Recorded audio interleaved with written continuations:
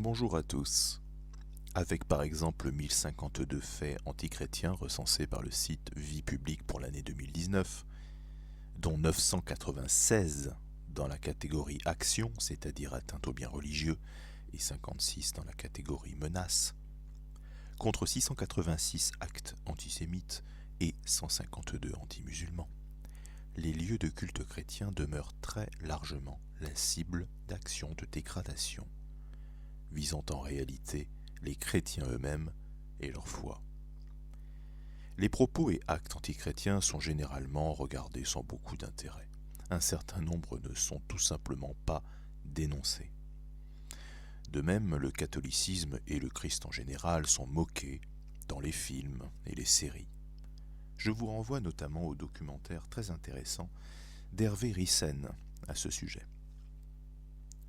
Même les IA s'y mettent, les intelligences artificielles, qui se permettent des blagues sur notre Seigneur Jésus-Christ, blagues qu'elles sont par ailleurs programmées pour s'interdire lorsqu'il s'agit du prophète de l'islam, par exemple. Alors on nous raconte généralement que cette situation est due à ce que le catholicisme serait la religion du pardon, la religion de l'amour, la religion de la pitié, la religion qui tend la joue après la gifle. C'est oublier que, encore aujourd'hui, les catholiques sont qualifiés de croisés. Alors je vais vous dire ce que j'en pense. J'en pense que les premiers responsables sont les catholiques eux-mêmes. Après tout, les mauvais ne sont forts que de la faiblesse des bons. Et le Seigneur ne permettra pas que notre humiliation prenne fin tant que nous ne l'aurons pas méritée par nos vertus. Le jour où nous cesserons de rougir de notre foi, de notre histoire et de notre civilisation, qui est la civilisation, le jour où nous saurons enfin penser de façon véritablement communautaire et non plus individualiste, le jour où nous saurons nous organiser entre nous pour tous les aspects de nos vies, le jour où nous permettrons que s'en prendre indûment aux catholiques est effectivement un prix, croyez bien que vous verrez ces agresseurs reculer comme les chapons anémiés qu'ils sont. Quant aux discoureurs libre-penseurs médiatiques, souvent si hardis et éloquents dans l'invective antichrétienne, tant que le discours non seulement ne coûte rien, mais se voit socialement valorisé, eh bien, ils rabattront leur caquet jusqu'à se mettre de notre côté en bons opportunistes. Toujours est-il que la basilique Notre-Dame de Poitiers, qui avait déjà fait l'objet de dégradation le 11 novembre 2022, avec de mémoire les tags, je cite, « Ni Dieu, ni Maître, ni Pardon, ni Marie ». Donc la basilique Notre-Dame de Poitiers a été l'objet de nouveaux tags blasphématoires. Des catholiques courageux se sont rassemblés dimanche 2 avril dans l'après-midi sur le parvis pour réciter un chapelet public de réparation. L'ordre des chevaliers de Notre-Dame était représenté. Le chef de section Civitas des Deux-Sèvres a fait un discours sur place. Discours diffusé par Civitas, que je vous laisse écouter ici. Mes chers amis, tout d'abord, merci d'avoir répondu à l'appel des jeunes catholiques de Poitiers après les tags profanateurs dont l'église Notre-Dame-la-Grande, joyau de notre patrimoine et avant tout maison de Dieu, tabernacle du Très-Haut, dressé parmi nous, a à nouveau été victime en toute impunité. Merci particulièrement à Rémi Citos, ici présent, de m'avoir averti. En tant que chef de section Deux-Sèvres, Civitas et surtout catholique, je ne pouvais refuser. Pourquoi nous sommes-nous réunis aujourd'hui sur ce parvis? Quelle est l'exacte nature des exactions abjectes perpétrées par quelques misérables? Exactions que nous dénonçons et que devraient expier tous les hommes de bien. Quelle réponse osons-nous y apporter alors que de pareils forfaits se sont multipliés ces dernières années? Pour commencer, laissez-moi vous citer saint Thomas d'Aquin, docteur commun de l'Église et honneur de notre vieille Sorbonne. Une chose est dite sacrée ou sainte de ce qu'elle est ordonnée au culte divin, en raison de leur destination, explique-t-il en substance. Ces choses sont dignes d'un certain respect et rejaillissent sur Dieu même. Il suit de là que tout ce qui est attrait au manque de respect pour les choses saintes appartiennent à l'injure faite à Dieu et prend le nom de sacrilège, car c'est bien de cela dont nous parlons. Ce sont ces choses saintes qui sont consacrées à Dieu et dont la profanation fait injure à Dieu même. Là encore, nous cherchons la réponse auprès de saint Thomas, l'homme de Dieu sans doute le plus autorisé pour nous répondre. Le péché de sacrilège se divise en plusieurs espèces selon le degré de sainteté des choses lésées, personnes, lieux ou objets. Le sacrilège commis contre une personne est le plus grave que celui commis contre un lieu ou un objet. Et parmi les personnes, il faut considérer la dignité de chacune. Il en va de même pour les objets. En premier rang se placent les sacrements, et parmi eux, l'Eucharistie, qui contient la personne même du Christ, dont la profanation est par conséquent le sacrilège le plus grave de tous. Après les sacrements viennent les vases sacrés, utilisés par leur administration, puis les récits et les images et les saints. Enfin, les ornements, meubles et immeubles utilisés pour le culte divin. Ce n'est pas seulement que les méprisables profanateurs de Notre-Dame-la-Grande se déshonorent d'abord eux-mêmes, ce dont nous sommes bien persuadés. C'est bien plutôt qu'ils manquent de façon capitale à la justice, sous la forme de l'honneur et du respect que toute créature raisonnable doit en justice rendre à son Créateur, et que tout pécheur, ce que sont contrairement tous les hommes, doit en justice rendre à celui qui est mort pour lui sur la croix, et par conséquence au sacrifice qui renouvelle l'obléation du Golgotha, aux sacrements qui en communiquent les vertus et aux églises qui ont été consacrées pour que le sacrifice de la messe et le sacrement y soient célébrés.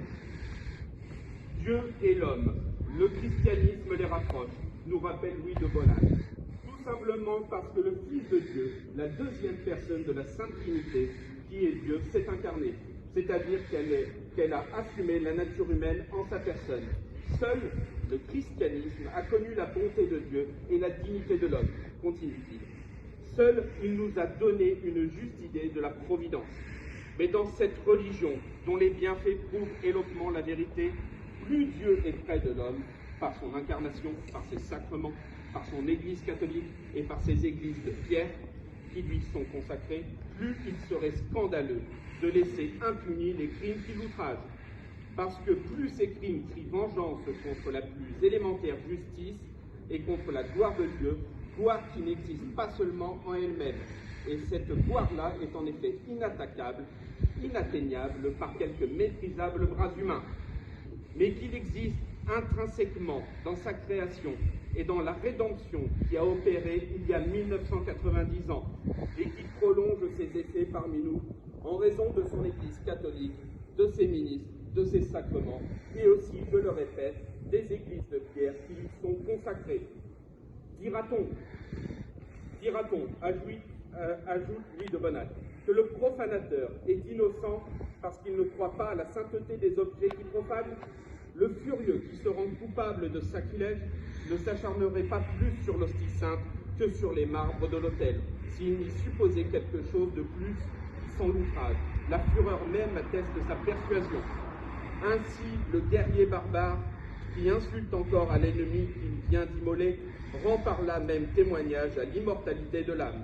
C'est en quelque sorte l'hommage du vice à la vertu, l'hommage de l'impiété aux grandes vérités de la religion. Mais l'hommage du vice et de l'impiété, parce qu'ils sont vicieux et impies, et de surcroît parce que cet hommage du vice et de l'impiété est public, en l'espèce, il exige réparation. Il exige réparation publique et collective. Ce ne sont pas seulement nos modestes personnes, simples baptisés et citoyens français, qui devrions nous tenir cet après-midi sur ce parvis, pour non seulement protester contre cette nouvelle profanation, mais pour ceux qui regardent, ceux qui parmi nous se trouvent être des catholiques pratiquants, réparés par nos humbles prières pour l'offense faite à Dieu dans ses œuvres, pour l'honneur dû à Dieu, et aussi pour implorer miséricorde du ciel pour les misérables sacrilèges qui ont perpétré cette ignoble et lâche profanation. C'est le clergé qui devrait se trouver là,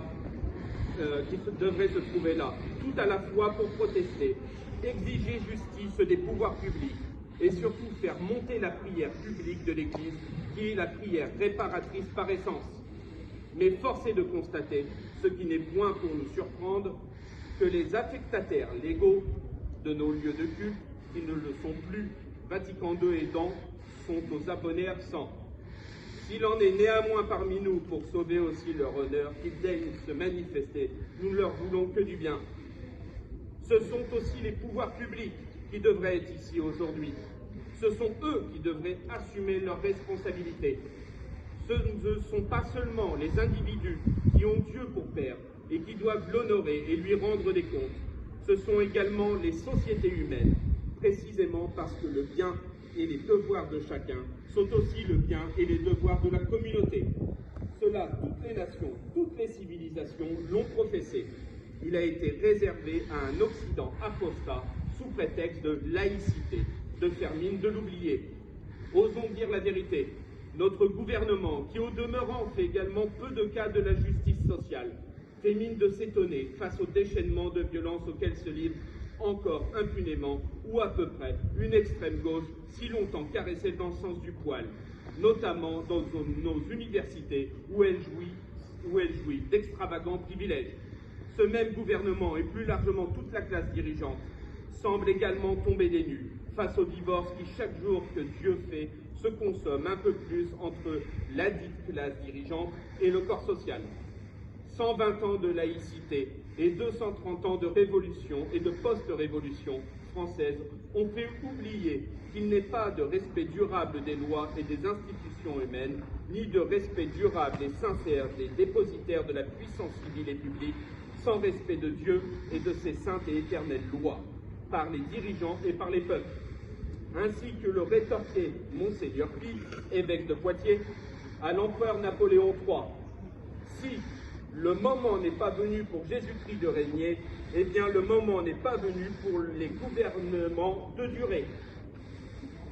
À terme, le rejet des lois de Dieu par le gouvernement et par leurs administrés engendre le chaos politique et social, juste châtiment qui nous frappe communautairement et qui emportera et balayera un jour ou l'autre nos gouvernements et tous ceux qui, placés dans les mêmes responsabilités, persévéreraient dans les mêmes erreurs de principe.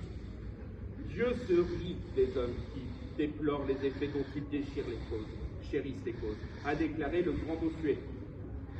Que ceux de nos camarades, ceux de nos amis, qui n'ont pas la grâce et le bonheur de partager la foi catholique, réfléchissent bien sincèrement à cela, et que le prince de la paix les éclaire et nous éclaire tous. En attendant, réfléchissons tous aux responsabilités qui sont les nôtres, dans l'état présent de notre pauvre pays et dans la situation qui s'y trouve faite à la religion de nos pères, qui est pourtant et précisément la pierre de touche de notre France. Méditons ce qu'écrivait il y a 100 ans de cela un éminent religieux et théologien dominicain, tout à fait représentatif de la pensée catholique, aujourd'hui éclipsée. Je cite: « Nous sommes loin aujourd'hui, dans le droit civil moderne, des prescriptions de l'ancien droit. Non seulement, en effet, les lois humaines n'infligent plus la peine capitale pour les plus grands crimes dans l'ordre du sacrilège, mais ces crimes ne sont même plus reconnus comme tels par ces sortes de lois. Bien plus, ce sont parfois ces lois elles-mêmes qui les ordonnent. » Confiscation des lieux de culte et des objets de culte sous la Révolution et en 1905, assassinat des prêtres et des religieux fidèles à l'Église de Rome sous la Terreur, assassinat du roi lui-même qui avait été consacré avec l'huile sainte à Reims, etc., etc. Et plus ces lois sont sacrilèges, plus elles sont déclarées intangibles et sacrées par les détenteurs et les soutiens du pouvoir. Ainsi, de la loi de 1905 qui prétend consacrer l'apostasie publique et collective de notre patrie. aussi bien, et parce que les pouvoirs humains et les nations avaient si étrangement failli à leur devoir, Dieu lui-même a pris en main sa propre cause, et il s'est chargé d'infliger la peine capitale que tant de crimes méritaient, et de là les hécatombes de l'effroyable guerre 14-18, fruit adéquat de l'impiété des nations. Osons dire là encore une vérité de toujours qui est éclipsée. De même que les péchés et les crimes individuels doivent être expiés, il en va pareillement des péchés et des crimes collectifs. Les premiers seront individuellement expiés dans ce monde ou dans l'autre. Les seconds le seront collectivement. A-t-on suffisamment conscience des charbons ardents que nous accumulons sur notre tête en acceptant que les lois de notre patrie ne professent plus le respect de la religion de nos pères et en tolérant que les sacrilèges comme celui-ci ne soient plus poursuivis et réprimés comme tels? Nous ne sommes pas en charge des destinées de notre peuple et nous sommes très probablement loin, sauf retournement de l'histoire, de pouvoir les assumer un jour prochain. Mais pour humbles que nous sommes, il est en notre pouvoir et en notre responsabilité de prier ici et aujourd'hui publiquement, tous ensemble, en réparation pour l'offense faite à Dieu dans ses œuvres, et pour implorer la miséricorde divine pour notre patrie, qui s'est légalement et collectivement éloignée du Christ, qui est pourtant vrai roi de France, ainsi qu'est venu en témoigner, y compris à Poitiers, Sainte Jeanne d'Arc, éloigner les fléaux qui, en ces temps de guerre, revenus en Europe, semblent dangereusement se rapprocher et obtenir tout bonnement le retour des Français à Dieu de Clotilde, de Saint-Louis et de Sainte Jeanne d'Arc. Soyons plus que jamais des véritables soldats de Dieu, et à chaque fois que notre Seigneur sera attaqué, nous répondrons présents par la prière et par l'action, et comme le disaient nos valeureux chevaliers croisés, Deus vult!